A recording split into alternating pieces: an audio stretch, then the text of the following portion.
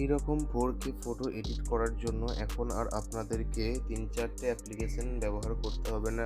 আমি আজকে দেখাবো মাত্র একটি অ্যাপ্লিকেশনের দ্বারাই এইরকমভাবে 4K ফটো এডিট কীভাবে করবেন।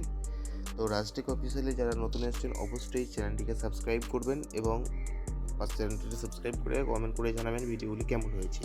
তো ভিডিওটির মূল্যে যাওয়ার আগে আমি বলে রাখি, এরকম 4K এডিট করার জন্য অবশ্যই ভিডিওটি দেখে রাখুন। মাত্র এক ক্লিকেই করবেন আর ফটো আপনার খুব সহজেই এডিট হয়ে যাবে শুধুমাত্র একটি অ্যাপ্লিকেশনের দ্বারা। চলুন ভিডিওটা শুরু করা যাক।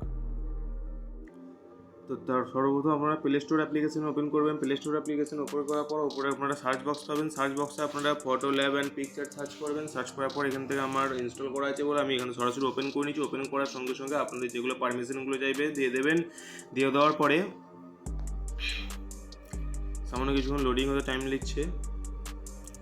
তো এখান থেকে আপনারা দেখুন অনেকগুলো এখানে ক্যাটাগরি পেয়ে যাবেন। ওপরে দেখুন অনেকগুলো ধরনের ক্যাটাগরি আছে।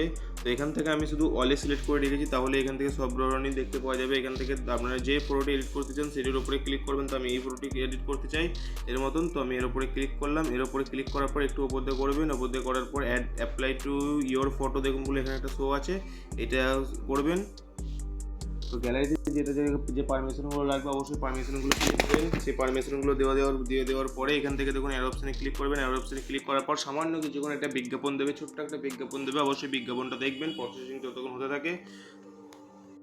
তো দেখুন এখানে আমাদের ফটোটি কত সুন্দরভাবে এডিট হয়ে গেছে। তো এখানে চাইলে আপনারা এখান থেকে এই প্লাস বাইকের অ্যাড থেকে আপনারা এফেক্ট এখান থেকে এফেক্ট অ্যাডিও টেক্সট অ্যানিমেশন সব কিছু এখান থেকে সেট করতে পারবেন। তো আমি এরপর সরাসরি আপনার ফটোটিকে গ্যালারিতে নেওয়ার জন্য এই থ্রি ডট অপশানে ক্লিক করার পর এখানে দেখুন সেভ টু ডিভাইস বলে একটা অপশান পেয়ে যাবেন। সেভ টু ডিভাইস করবেন আর সরাসরি আপনার গ্যালারিতে চলে যাবে ফটোটি।